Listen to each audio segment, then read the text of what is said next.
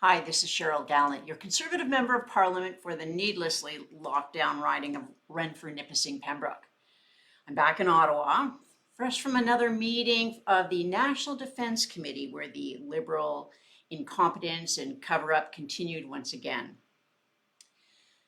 Last summer, Trudeau announced the COVID Alert app. He encouraged Canadians over and over to download it. Every time he pushed the app, he promised there would be protection for your privacy and he wouldn't be collecting personal information. Take a look. And it doesn't collect your name, your address, your geolocation, or any other personal information. He even pushed children to download the app. I have a teenager and a preteen at home, and I can tell you they're always on their devices. Young people need to download the COVID Alert app. It's a way of helping your parents, your grandparents. It's a way of making sure that you're doing your part, hassle-free, to protect yourself and your community from COVID-19. It'll take a second to download. It's free. It protects your privacy, and it helps concretely in combating this virus. So please, do your part. Download the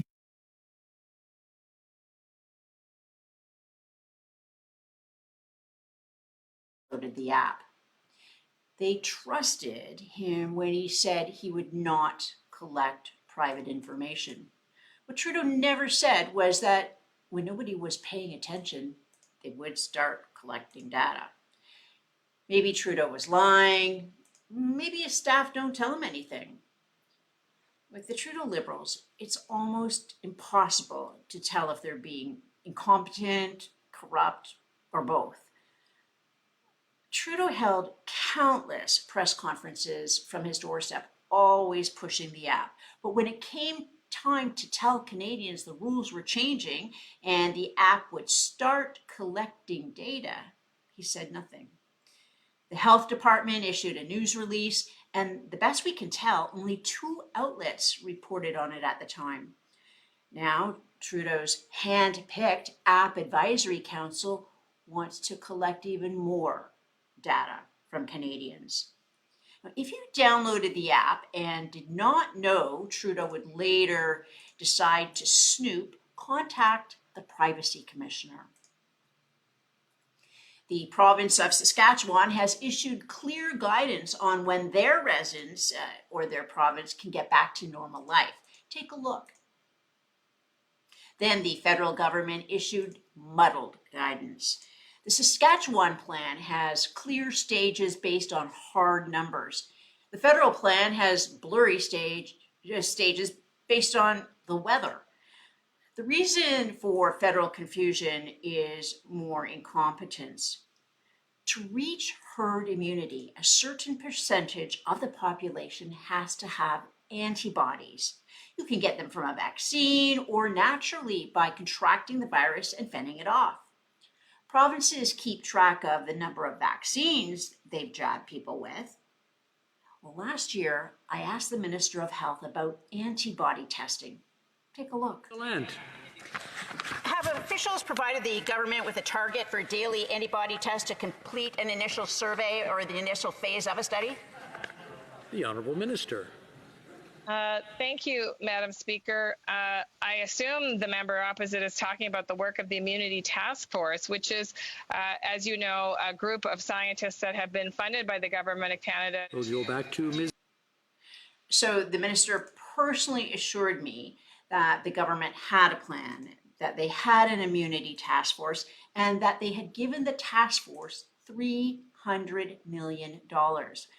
With a year to work, hundreds of millions of dollars to spend, surely this immunity task force can report back now and tell us 2 things. First, how long does natural immunity last?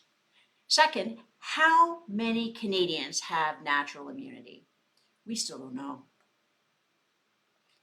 Canadians are understandably concerned about vaccine passports.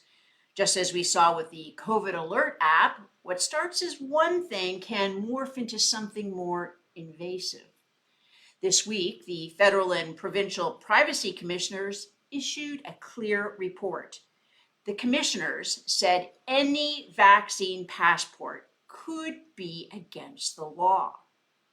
The challenge for the pro-passport crowd is they have to prove with actual evidence that the passport system is a necessity to protect public health.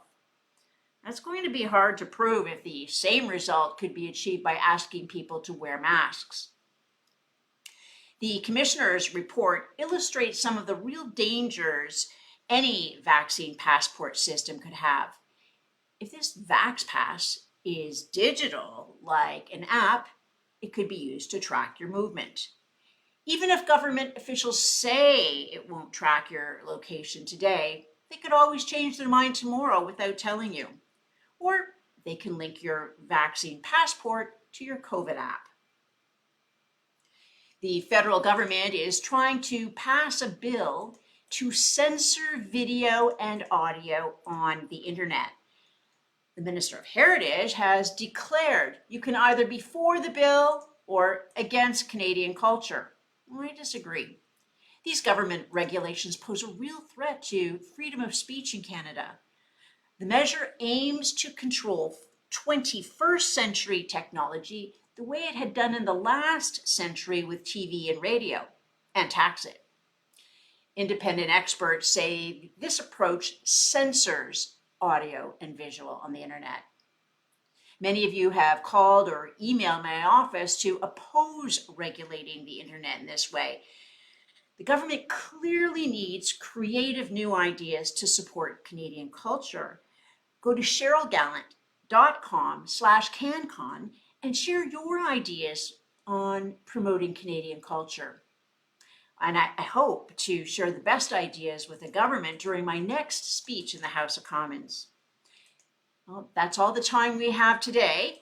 Live from Ottawa, this is Cheryl Gallant, wishing you a good long weekend and a good night.